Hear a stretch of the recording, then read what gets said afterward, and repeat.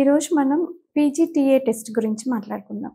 అయితే చాలామంది fertility treatments తీసుకునేటప్పుడు, ఎస్పెషల్లీ ఐవీఎఫ్ ట్రీట్మెంట్ తీసుకునేటప్పుడు, మాకు అంటే హెల్తీ బేబీసే పుడతారా? పుట్టబోయే పిల్లల్లో ఏమైనా ప్రాబ్లమ్స్ ఉంటాయా? ఇష్యూస్ ఉంటాయా? అనే దాని గురించి అడుగుతుంటారనమాట. ఇంకొంతమంది స్పెసిఫిక్‌గా మాకు బేబీలో ఎలాంటి ప్రాబ్లమ్ ఉండకూడదు, ఉండకుండా ఉండాలంటే ఏం చేయాలి అని చెప్పి కూడా అడుగుతుంటారు. హలో అండి, నేను doctor Nayani, fertility expert, consultant at 49 hospitals, Karimnagar branch.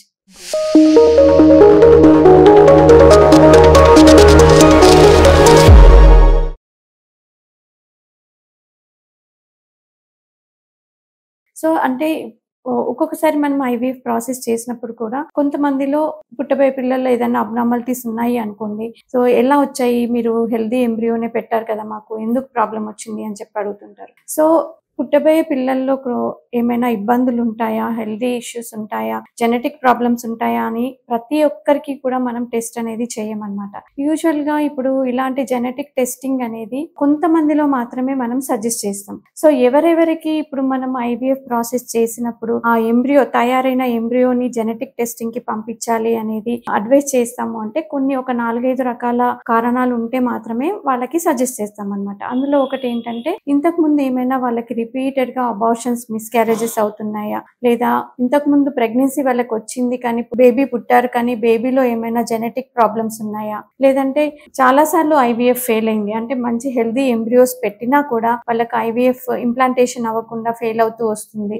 లేదంటే పేరెంట్స్‌లో ఏదైనా, లేదంటే ఫ్యామిలీలో ఏమైనా జెనెటిక్ ప్రాబ్లమ్స్ ఉన్న బేబీస్ ఉన్నారా? లేదు అంటే లేడీ యొక్క ఏజ్ అనేది ఎక్కువగా ఉంటే, అంటే 38 ఇయర్స్ కంటే ఎక్కువగా ఉన్న, మోర్ దెన్ 40 ఇయర్స్ ఉన్న అలాంటి వాళ్ళలో మనము ఈ పీజీటీ టెస్టింగ్ అనేది సజెస్ట్ చేస్తాం. అంటే ప్రీ ఇంప్లాంటేషన్ జెనెటిక్ టెస్టింగ్ అంటే మనం తయారు చేసిన ఎంబ్రియో నుంచి ఆ ఎంబ్రియో కవరింగ్ నుంచి ఒక సెల్స్ తీసి మనం టెస్ట్‌కి పంపిస్తాం అనమాట. అంటే ఎంబ్రియో కవరింగ్ సెల్స్ అంటే ట్రోఫెక్టోడర్మా అంటారు. దాని నుంచి సెల్ తీసి మనం జెనెటిక్ అనాలిసిస్‌కి పంపించి ఆ రిపోర్ట్ అనేది మనకి 2 వీక్స్ తర్వాత వస్తుంది దాదాపు. సో, అప్పటి వరకే ఆ ఎంబ్రియోని మనం ఫ్రీజింగ్ చేసి ఆ రిపోర్ట్ బేస్ చేసుకున్నాక అది జెనెటికల్లీ నార్మల్ ఎంబ్రియో అని మనకి రిపోర్ట్ వస్తే ఆ ఎంబ్రియోని మాత్రమే మనము పేషెంట్‌కి ట్రాన్స్‌ఫర్ చేయడం జరుగుతుంది. సో, ఇందులో అంటే రకరకాల దాంట్లో మళ్ళీ again different kind of sub division ఉంటుంది. ఏ రకమైన క్రోమోజోమల్ టెస్టింగ్ చేయాలి అనే దాన్ని బట్టి. సో, యూజువల్‌గా మనకి పీజీటీఏ అంటారు. అంటే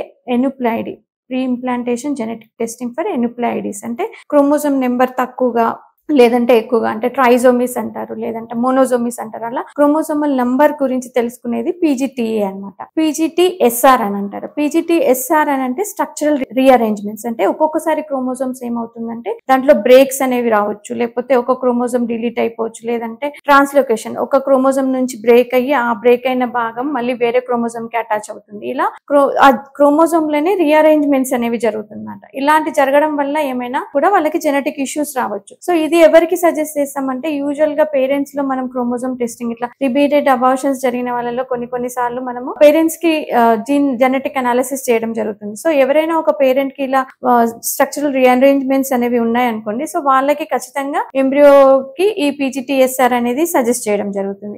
కొన్నిసార్లు పీజీటీఎం అంటారు. అంటే మోనోజెనిక్ డిజార్డర్స్ గురించి, అంటే సింగిల్ జీన్ అబ్నార్మాలిటీస్ అనమాట. అంటే ఫర్ ఎగ్జాంపుల్ కొంతమందిలో థాలసీమియాస్ కానీ, డ్యూషెన్ మస్కులర్ డిస్ట్రోఫీ అని అంటారు, లేదంటే సిస్టిక్ ఫైబ్రోసిస్, ఇలాంటి జెనెటిక్ కండిషన్స్ ఏమైనా అంటే ప్రీవియస్ బేబీస్ లో ఇవి కనుక మనము ఉన్నట్టయితే మళ్ళీ నెక్స్ట్ బేబీస్ లో కూడా ఇలాంటి ప్రాబ్లం వస్తుందా లేదా తెలుసుకోవడానికి మనం పీజీటీఎం అనేది సజెస్ట్ చేస్తాం. సో, యూజువల్ గా ఈ టెస్ట్లన్నీ ప్రతి ఒక్క ఐవీఎఫ్ చేసుకునే కపుల్ కి మనం సజెస్ట్ చేయమన్నమాట. సో, ఎవరికైతే అవసరమో వాళ్ళకి మాత్రమే ఈ టెస్టింగ్ అనేది సజెస్ట్ చేయడం జరుగుతుంది. సో, మీ విషయంలో ఇలా రికరెంట్ గా మీకు ప్రెగ్నెన్సీ ఫెయిల్ అవుతూ ఉన్నా, లేదంటే రిపీటెడ్ గా అబార్షన్స్ అవుతూ ఉన్నా, లేదంటే ప్రీవియస్ గా ఫ్యామిలీ హిస్టరీ ఏమైనా ఉన్నా, అప్పుడు మీకు మీ డాక్టర్, లేదంటే మీ లేడీ యొక్క ఏజ్ ఎక్కువగా ఉన్నా ఇలాంటివి ఈ ప్రీ ఇంప్లాంటేషన్ జెనెటిక్ టెస్టింగ్ అనేది సజెస్ట్ చేయడం జరుగుతుంది. యూజువల్ గా ఇది మనం డే 5 ఎంబ్రియోస్, 5 days అంటే అంటే బ్లాస్టోసిస్ట్ ఎంబ్రియో నుంచి ఈ సెల్ తీసి టెస్ట్ కి పంపించడం జరుగుతుంది. సో చాలా మంది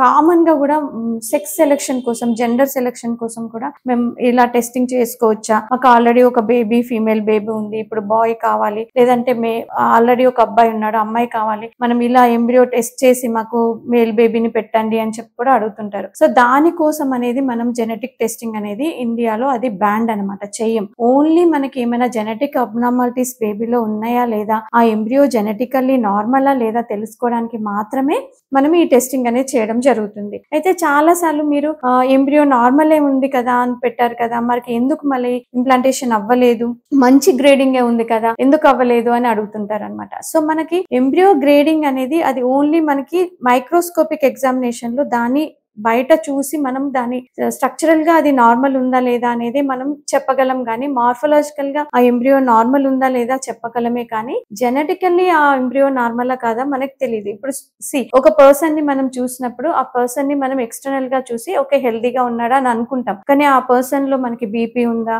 ఆ పర్సన్ కి మనకి షుగర్ ఉందా అనేది మనకి ఎక్స్టర్నల్ గా చూసి మనం చెప్పలేము. అలాగే మనం ఎంబ్రియోని మనం మైక్రోస్కోప్ కింద చూసి అది జెనెటికల్లీ నార్మలా కాదా మనం చెప్పలేము అనమాట. సో ఎప్పుడైతే ఈ టెస్ట్ జెనెటిక్ స్పెసిఫిక్ గా ఈ జెనెటిక్ టెస్టింగ్ చేస్తేనే మనకి అది జెనెటికల్లీ నార్మల్ ఎంబ్రియోనా కాదా అనేది, క్రోమోజోమ్స్ అన్ని నార్మల్ ఉన్నాయా లేదా అనేది అర్థమవుతుంది. సో ఈ పీజీటీ టెస్టింగ్ అనేది ప్రతి ఒక్కరికి కూడా అవసరం పడదు. మీకు అవసరం ఉందా లేదా అనేది మీ ఫర్టిలిటీ ఎక్స్పర్ట్ తో మీరు డిస్కస్ చేసి ఈ పీజీటీ టెస్టింగ్కి వెళ్ళాలా వద్దా అనేది నిర్ధారించుకోవాలి.